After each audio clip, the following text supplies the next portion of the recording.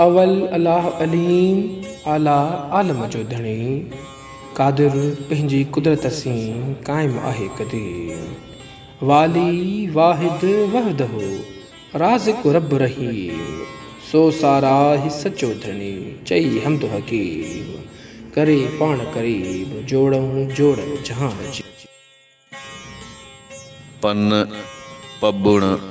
कुम कूणियूं मथे जर जर कन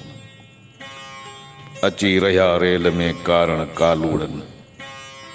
सेंसे राज सैयद जे पासे तन परन मिड़ी मलाहन रात तमाची रायो हक मौजूद सदा मौजूद। मूंसे ॾिठा माउ जनी ॾिठो पिरीअ खे रही अचिजे रातड़ी तिन जुगन संदी जाए तनी जी साञाए तुरो थिए तार में सुई सिबियो मुंह मारून सी साह बेठी सारिया सूमरा गोलाड़ा ऐं गाह हियो मुंहिंजो हुत थियो हित मिटी ऐं माह पखन मंझि पसाह काल बाहे कोटन सिड़ सवां लाजू नवां मोहाणा संदन मीर साथी सफ़र हलिया थिया सणावा सीर जे अचन साण उकीर से बेड़ा रखिए बाज से तन में तराज तोह जी घणो लह घोरे अदब ऐं इख़लास जा सिड़ बध सोरे वखर विनतियन जो तिह में पाए तोरे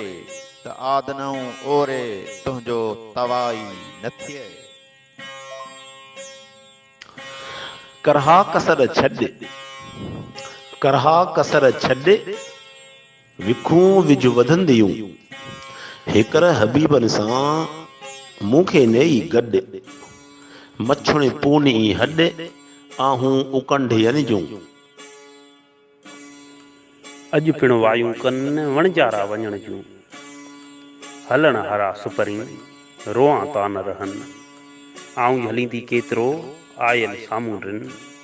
पग छोड़े जन विधा बेड़ा बार जहाँ जहाँ पसी पाण के तांता नाहे निमाद सब विञाए जिसाद त्यां पोइ तकवीर चयो अकु लतीफ़ जी लतीफ़ दारूं ऐं कारूं जाकी कया वे जमूं दारूं ऐं कारूं जाकी कया वे जमूं बुकी ॾींदा बाझ जी निहारे नाड़ूं जंजूं सेण लहन सारूं तन तां ॾुखंदो दूर थिए।